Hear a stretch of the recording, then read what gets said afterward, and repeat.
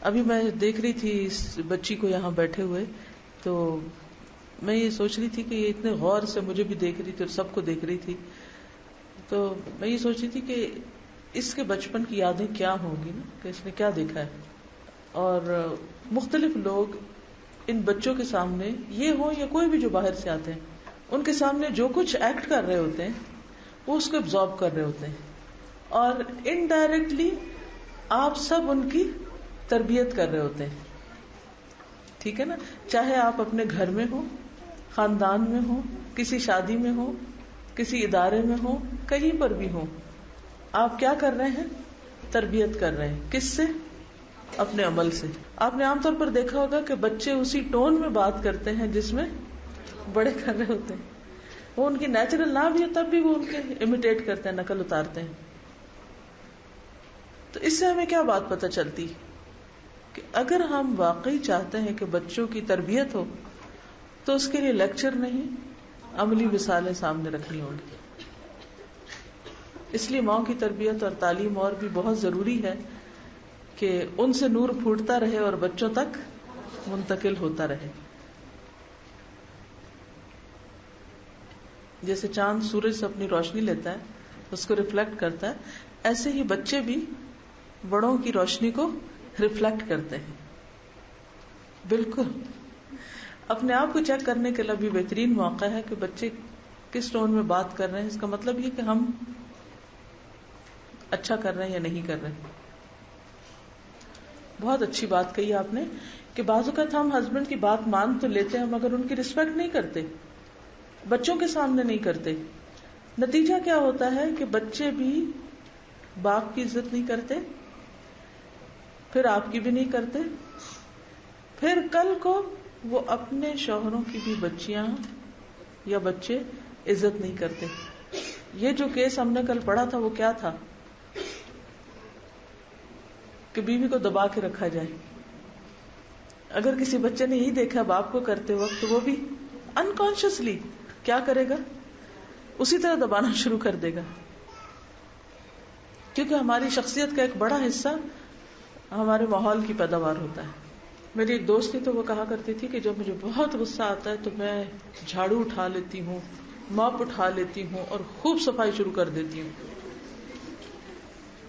اور بعد ٹائم وہ بھی کلین ہوتا ہے گھر بھی اور میں خود بھی صاف ہوتی ہوں. آج میں جب آ رہی تھی گھر سے تو آیت نور جو تھی اس کو میں دہرا رہی تھی، تو دہرانے کے بعد پھر میں اس کا ایک آہستہ آہستہ جیسے خود پڑھ کے سوچ رہی تھی ایک ایک چیز.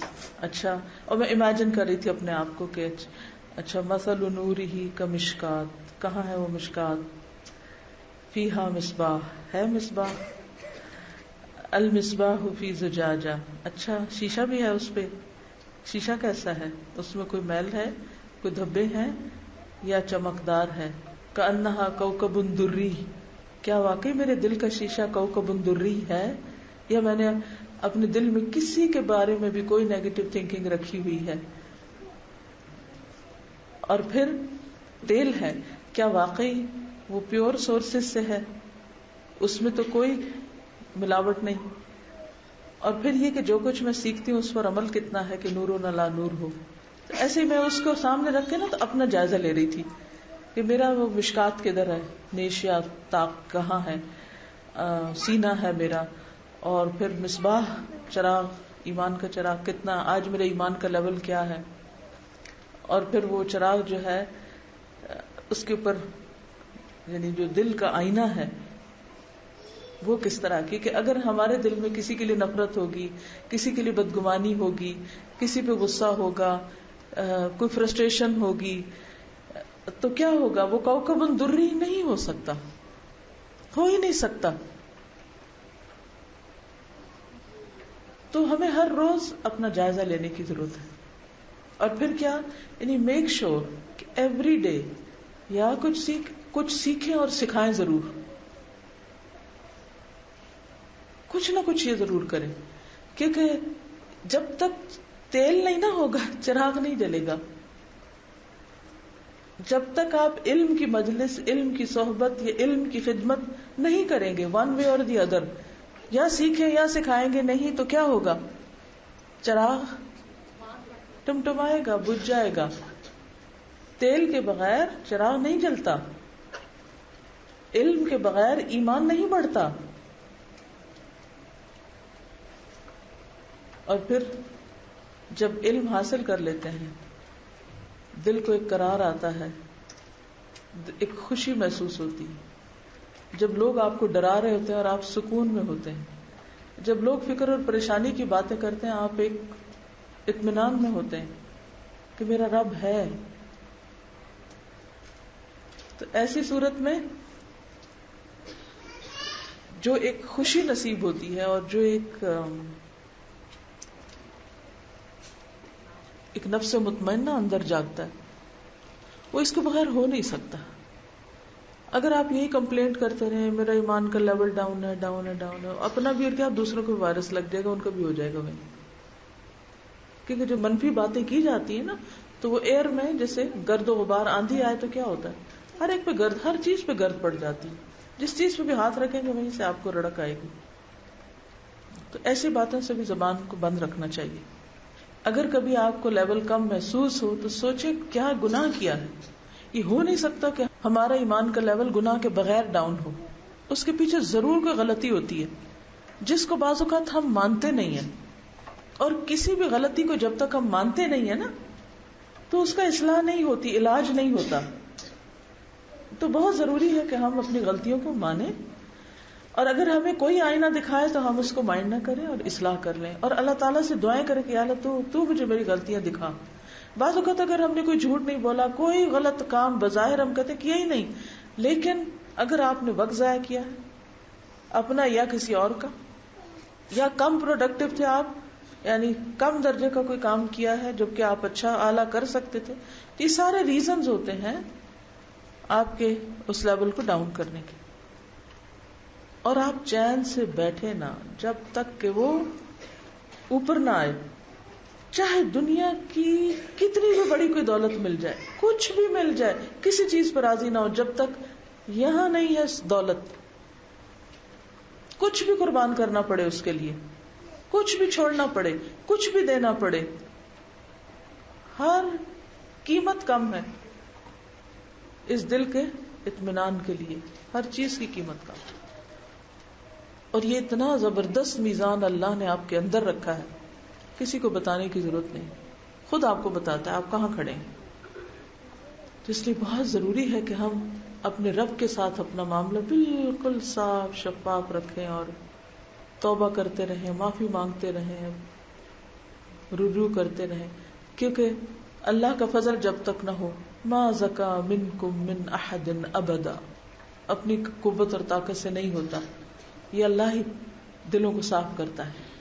اسے کوكب دری وہی بنائے گا. کوشش آپ نے کرنی ہے.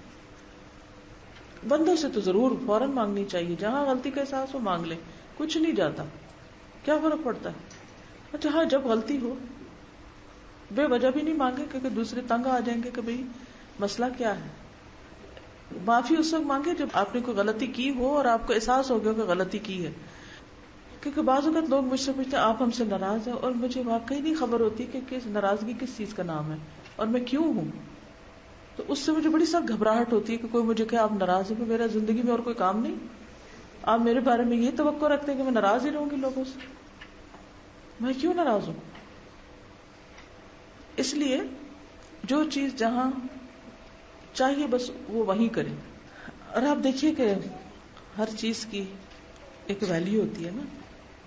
مثال کے طور پر کسی انگوٹھی میں لگا ہوا جو نگ ہوتا ہے، اگر وہ یہاں لگا ہوا تو اس کی ویلیو ہے، اگر یہاں نہیں لگا ہوا اور آپ کی ڈبیا میں بند پڑا ہے تو اس کی وہ ویلیو نہیں ہے. یا ہے نہیں، قیمت تو ہے مگر وہ نہیں. یہاں آئے گا تو اس کی ویلیو بنے گی. پراپر پلیس، ہر چیز اپنی جگہ پر ہو تو اس کی ویلیو ہوتی. اسی طرح جو آپ کا مقام ہے، جو آپ کا کام ہے، جو آپ کی ذمہ داری ہے، آپ وہاں ہوں گے تو آپ کی ویلیو ہوگی. مثلاً اگر آپ ماں ہیں اور آپ ذمہ داری پوری نہیں کر رہے ماں ہونے کی اور باقی سارے کام کر رہے ہیں تو آپ کی ویلیو کیا ہوگی؟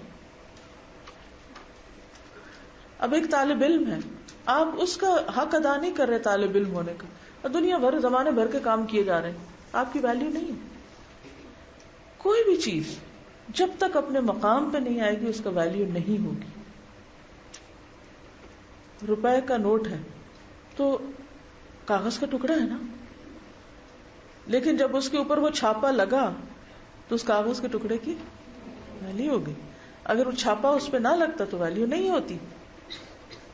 اسی طرح اگر یہ کتاب کے اندر جو لفظ لکھے ہوئے ہیں اگر یہ نہیں لکھے جاتے تو اس کاغذ کی کوئی ویلیو نہیں تھی. تو اللہ نے آپ کو بہت ویلیوبل بنایا.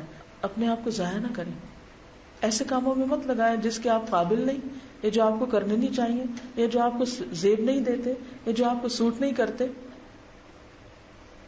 اپنی قیمت پہچانیے اور اپنے آپ کو صرف دنیا کے بدلے مت بیچیں. آگے پڑھ لیتے ہیں. نحمده ونصلي على رسوله الكريم اما بعد فاعوذ بالله من الشيطان الرجيم بسم الله الرحمن الرحيم رب اشرح لي صدري ويسر لي امري واحلل عقدة من لساني يفقهوا قولي. ناقابل معافی جرم, یعنی ایسا جرم جس کی معافی کوئی نہیں. سنن نبی داؤد میں یہ روایت ہے کہ رسول اللہ صلی اللہ علیہ وسلم نے کہا کہ خدا نے فرمایا کبر میری چادر ہے.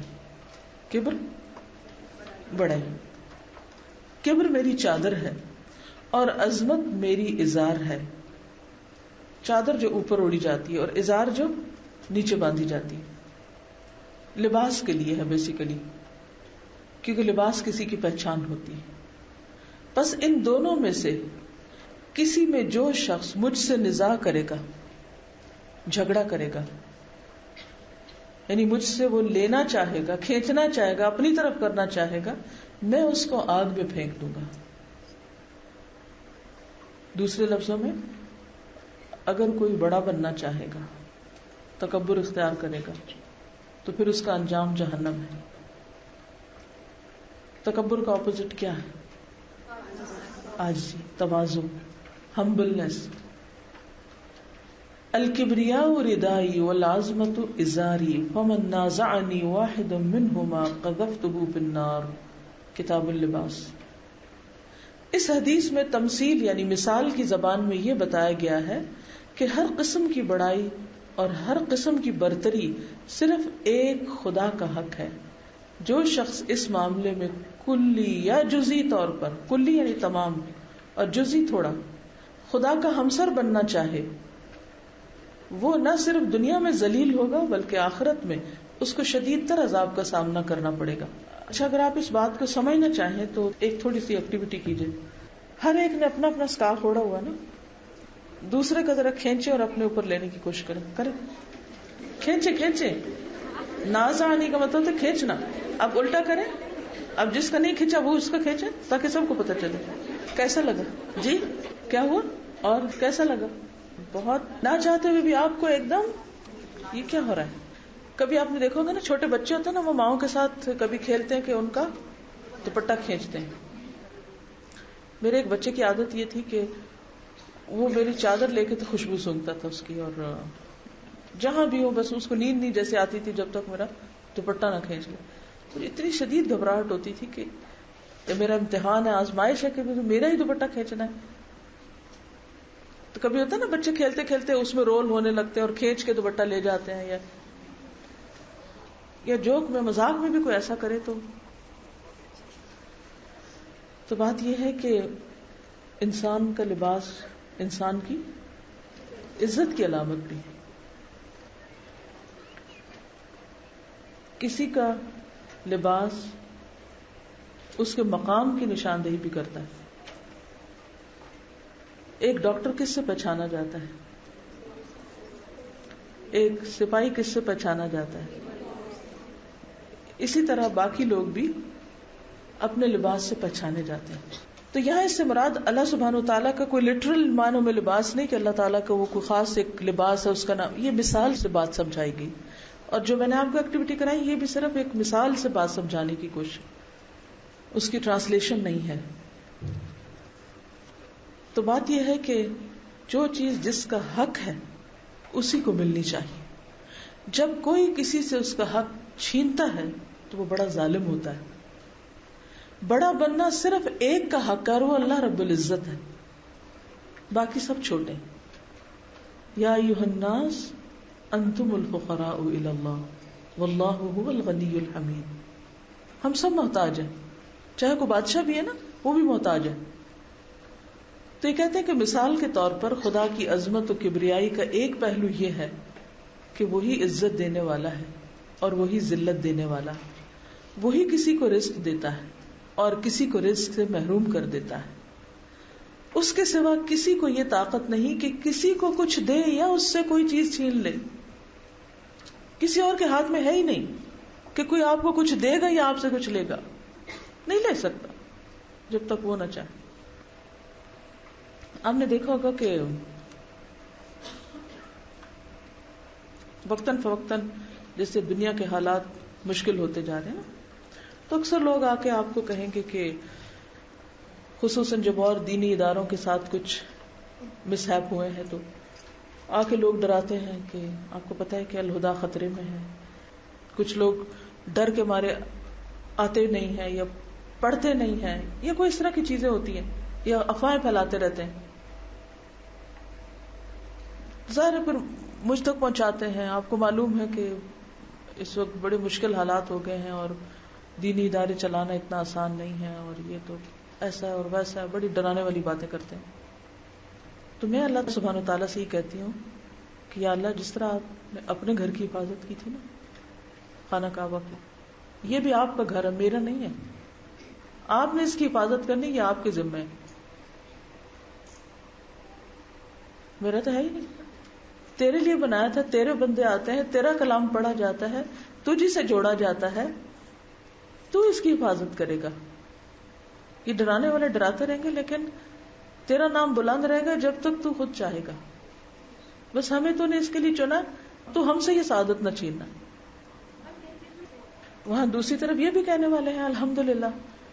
تو بات یہ ہے کہ جب کبھی کوئی آپ کو ایسی کوئی بات سے آ کے ڈرائے نا تو آپ اپنے آپ کو خالص کے کیا نا میں تیری محبت میں جاتی ہوں، تجھ سے جڑنے کے لیے جاتی ہوں، تیرے پر ایمان کی وجہ سے جاتی ہوں.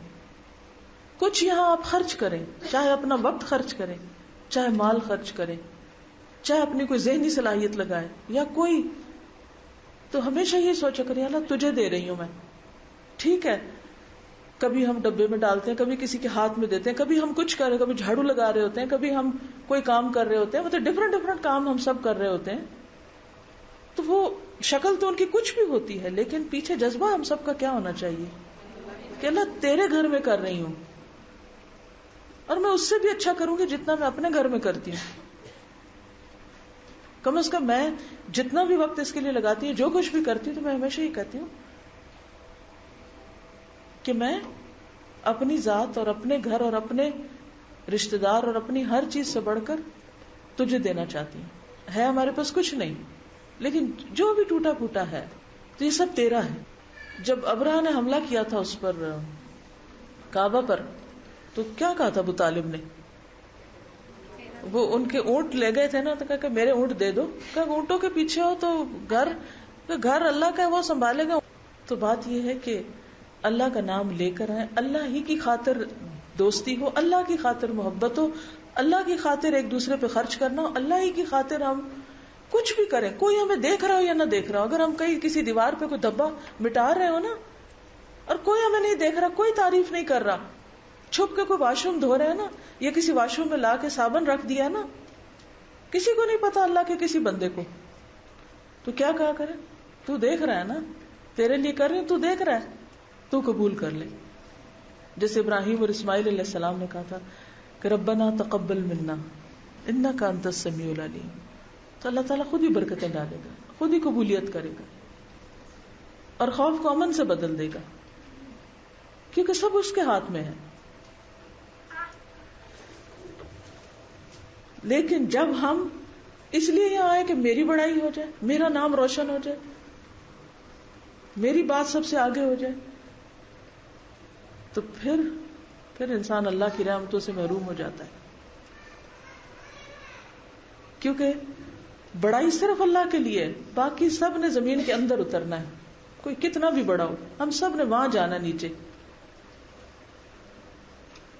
اگر کسی کی عزت باقی رہنی ہے نا اور کسی کا نام باقی رہنا ہے تو صرف تقوی کی وجہ سے، اللہ کے ڈر کی وجہ سے، اللہ کی محبت کی وجہ سے. چاہے ہمارے پاس ڈھیروں مال ہو نا، محلات بھی ہم کھڑے کر دیں تو بھی ہمیں کوئی پوچھنے والا نہیں ہوگا. جب کوئی مر جاتا نا کسی بڑے محل میں تو کوئی یہ نہیں دیکھتا کہ اس چارپائی پہ پڑے ہوئے کا کیا حال ہے، وہ یہ دیکھتا کہ اس میں سے کون کون سی چیز میری ہے، میرے حصے میں کیا آنے والا ہے. اس کو تو اس سے قطعاً کوئی دلچسپی نہیں ہوتی کہ اس کے ساتھ کیا گزرنے والی ہے، قبر میں جا کے اس کا کیا حشر ہونے والا ہے. دیکھیے جب ہم اپنی زندگی میں خود اپنی فکر نہیں کرتے نا، خود اپنا ایمان ٹھیک نہیں کرتے، خود اپنی عبادت ٹھیک نہیں کرتے، خود اللہ کے لیے خود نہیں خالص، کسی سے کیا توقع رکھتے ہیں کہ وہ ہمارے لیے کچھ کرے گا جب ہم نے اپنا بھلا خود ہی نہیں کیا. جتنا جتنا آپ اللہ کے لیے کسی چیز کو خالص کرتے جاتے ہیں نا، اتنا اتنا آپ کی روح کی ڈیتھ تک آپ کو سکون اور خوشی ملتی ہے، چاہے کوئی ایک بندہ آپ کو پوچھنے والا نہ ہو، ایک بھی نہ ہو. آپ تنہا ہو کے بھی تنہا نہیں ہوتے، آپ کا رب ہر وقت آپ کے ساتھ ہے. جس کے ساتھ اللہ ہوتا ہے وہ تنہا نہیں ہوتا، اور ان تجربات سے بھی اللہ تعالیٰ ہمیں اپنے اور قریب کرتا ہے. تو ہم سب کو یہ بات یاد رکھنی کہ کچھ بھی ہم کریں، ہم اپنا نام بڑھانے اور بنانے کی فکر نہ کریں اور اس کا ٹھپا لگانے کی ہر جگہ کوشش نہ کریں. ٹھپے لگانے سے کبھی کسی کا نام نہیں روشن ہوتا. اگر ایسا ہوتا نا تو دفتروں میں جتنی موریں لگتی ہیں نا لوگوں کے ناموں کی، تو پتہ نہیں وہ کہاں تک پہنچے ہوئے ہوتے. اس کے سوا کسی کو یہ طاقت نہیں کہ کسی کو کچھ دے یا اس سے کوئی چیز چھین لے. مثلا ایک شخص کو کسی آدمی پر غصہ آ گیا، آ جاتا ہے نا، ہم سب کو آ جاتا ہے. یہ غصہ انتقام تک پہنچ گیا کہ میں اب اس سے بدلہ لے کے چھوڑوں گا، میں نہیں اس کو اب چھوڑنے والا، خبر لوں گا اس کی. یہاں تک کہ وہ اس کے درپے ہو گیا، پیچھے پڑ گیا کہ مذکورہ آدمی کو بے عزت کرے، اس کے رزق کا ذریعہ اس سے چھین لے. بعض اوقات کسی ملازم پہ غصہ آ گیا تو کہتا اب اس کو تو فارغ کر دیں گے، وہ اس کو اس کے ماحول میں بے جگہ بنا دے، اس کو ذلیل کر دیں گے. کسی شخص کی طرف سے اس قسم کی تخریبی کوشش خدا کی عظمت و کبریائی سے گویا نزاع کرنا ہے. یعنی بندوں کو ذلیل کرنا دراصل اللہ کے فیصلے پر راضی نہ ہونا ہے. یہ نعوذ باللہ خدا کے اختیارات کو اس سے چھیننے کی جسارت کرنا ہے. آپ کب سے بڑے بن گئے کہ لوگوں کو ذلیل کریں اور لوگوں کو بے عزت کریں اور لوگوں کی قسمت کے فیصلے کریں. اس قسم کا فعل حد درجہ سنگین ہے. جو شخص ایسا کرنے کی کوشش کرے وہ بظاہر اپنے حریف کے ساتھ یہ فعل کر رہا ہوتا ہے، یعنی مخالف کے ساتھ، مگر حدیث کی زبان میں وہ براہ راست خدا سے نزاع کر رہا ہے. وہ خدا کے اس نظام میں دخل دینے کی کوشش کر رہا ہے جس میں خدا نے کسی دوسرے کو شریک نہیں کیا. یہ اپنی نوعیت کے اعتبار سے خدا کی خدائی میں شریک ہونے کی کوشش کرنا ہے، اور خدا کی خدائی میں شریک بننے کی کوشش بلا شبہ ایک ایسا جرم ہے جو ہرگز قابل معافی نہیں. انسان کی بڑائی کبر میں نہیں ہے بلکہ تواضع میں ہے. اس کو انڈر لائن کر لیں. انسان کی بڑائی یعنی جن ہتھ کنڈوں سے ہم بڑا ہونا چاہتے ہیں نا، وہ بڑا نہیں ہو سکتا کوئی. اور جب آپ اللہ کی خاطر چھوٹے ہو جاتے ہیں نا، پیچھے ہٹ جاتے ہیں، جھگڑا چھوڑ دیتے ہیں، صبر کر جاتے ہیں، بظاہر لگتا ہے اوئے اوئے آپ نے مار کھا لیا، پیچھے نہیں. رفعہ اللہ، اللہ ایسا وقت بہت جلد دے آتا ہے کہ جو جس کا مقام ہوتا ہے اس کو وہاں پہنچا دیتا ہے. انسانیت کی تمام ترقیاں متواضع انسان کے لیے مقدر ہیں، نہ کہ متکبر انسان کے لیے. متکبر انسان آگے نہیں بڑھ سکتا. سبحانک اللہم و بحمدک نشہد ان لا الہ الا انت نستغفرک و نتوب الیک. السلام علیکم و رحمۃ اللہ وبرکاتہ.